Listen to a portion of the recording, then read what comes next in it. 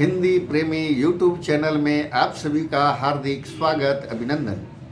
आज के इस कड़ी में हम सभी हिंदी साहित्य में आधुनिक काल के अंतर्गत भारतेंदु युग का साहित्य के बारे में जानेंगे। भारतेंदु हरिश्चंद्र का जन्म 1850 और मृत्यु 1885, मात्र 35 वर्ष के अल्पायु में उन्होंने जो हिंदी साहित्य के लिए नई दिशा और दशा अपने साहित्य के रूप में जो दिया है, वह हिंदी साहित्य के लिए अमूल्य धरोहर के रूप में है।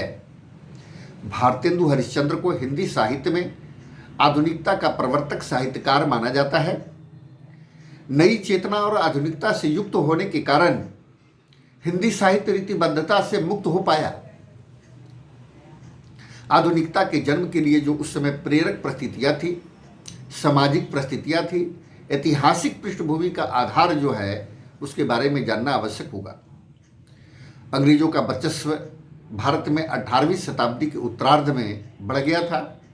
अंग्रेजों ने सुनियोजित ढंग से भारतीय उद्योग धंधों, शिक्षण संस्थाओं को नष्ट कर दिया था, भूमि को अपने कब्जे में कर लिया था और किसानों पर लगान का बोझ बढ़ा दिया था।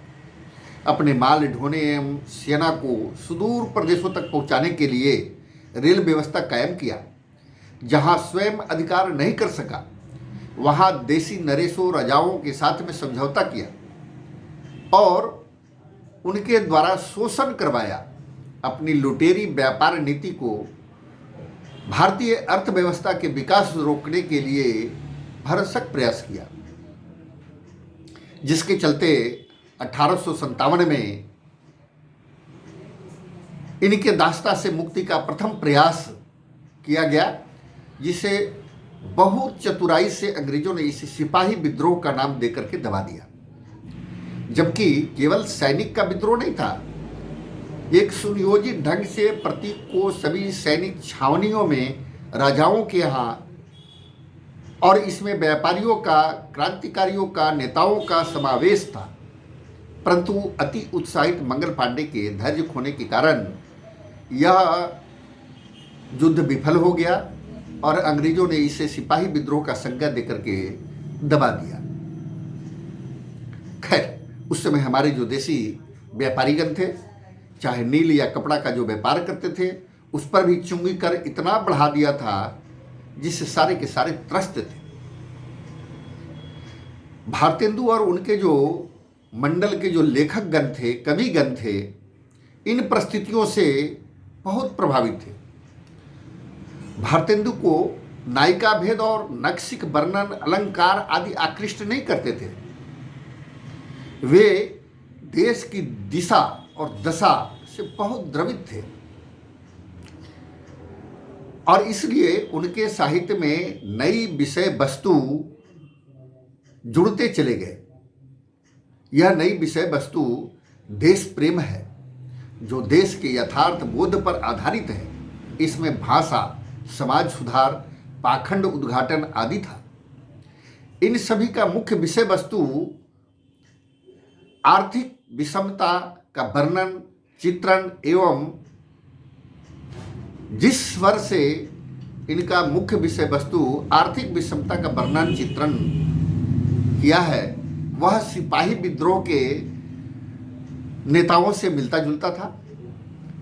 भारतेंदु जी ने आर्थिक विषमता, स्वाधीनता, नारी शिक्षा, धार्मिक पाखंड, हिंदी भाषा आदि पर अपने साहित्य में बहुत कुछ लिखा है। भारतेंदु जी व्यक्ति नहीं, एक आंदोलनकारी के रूप में, सच्चे देशभक्त के रूप में, अर्थ में करुणावान के रूप में और व्यक्ति नहीं, संस्था के रूप में काम कर रहे थे। इसलिए वे आधुनिक काल में नई चेतना के प्रतिनिधि, प्रतीक साहित्यकार एवं नवोदित साहित्यकारों के लिए प्रेरणा स्रोत बन सके।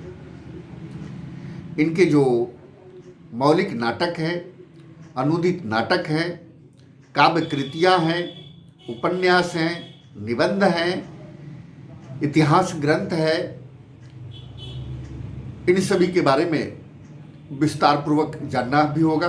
साथ ही साथ भारतेंदु युगीन जो काव्य की प्रवृत्तियाँ थी, चाहे वह राष्ट्रीयता की भावना हो, समाज की दुर्दशा का चित्रण हो, श्रृंगारिकता हो, भक्ति भावना हो, प्राकृतिक चित्रण, हास्य व्यंग की प्रधानता, समस्या पूर्ति, ब्रजभाषा आदि का प्रयोग, इनके बारे में विस्तार पूर्वक आगे की कड़ी में हम सभी जानेंगे।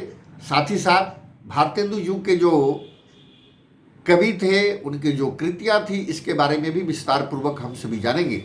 आज के इस कड़ी में इतना ही। बहुत बहुत धन्यवाद, आभार।